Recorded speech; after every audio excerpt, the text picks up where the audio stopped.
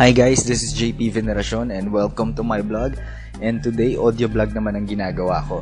So, ang tanong ko sa iyo ngayon, gusto mo bang mas maging productive sa business mo? If yes ang sagot mo, then meron akong dalawang tips na ibibigay para sa iyo. Now, unang tip is control yourself na pumatol sa mga negativities. And then yung second, force yourself na gawin lang ang mga positive. So, explain ko yung number one, yung unang tip na binigay ko. Control yourself na pumatol sa mga negativities. We all know naman na maraming negative comments, no, sa industriya ng network marketing. Now, in this case, meron din tayong mga kapwa networkers na naninira sa atin o kaya naninira dun sa company natin. Instead na pumatol ka pa, no, makipag-debate ka pa, makipagtalo ka pa, instead na gawin mo yon, control yourself na wag na lang pumatol. Okay?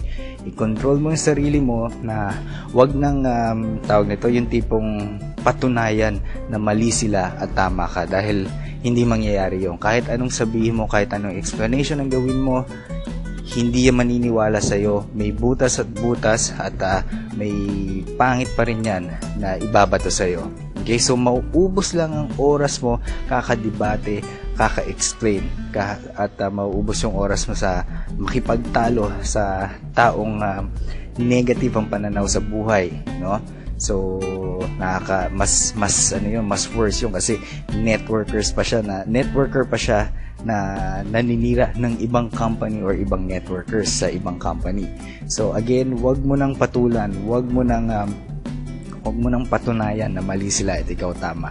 Okay, dahil pag inubos mo oras mo doon, I guarantee you, wala kang mapapala, wala kang kikitain doon. Okay, so instead, etong tip number 2 ang gawin mo.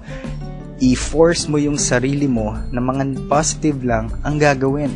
Instead nga na patulan mo yung mga negative comments o yung mga naninira sa'yo, hayaan mo na sila. Huwag mo na silang patulan, gawin mo ang pagpopromote ng business mo. Okay? Kumbaga mas maganda is mag-acquire ka ng knowledge and skills and then keep implementing yung mga natututunan mo.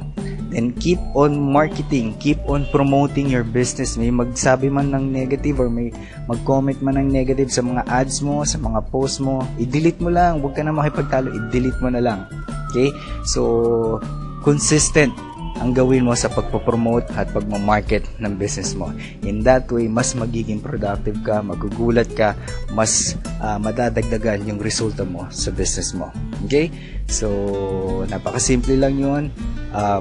Tip number 1, control yourself na wag nang pumatol sa mga negatives, and then force yourself na gawin lang ang mga positive.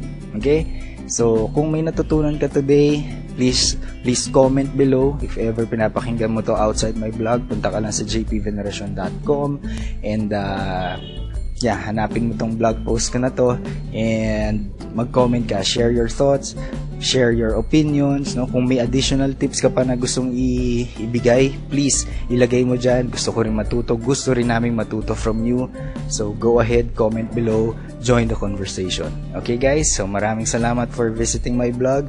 Again, this is JP Veneracion. Until my next blog post, I'll see you soon. I'll talk to you soon. Take care. Bye-bye.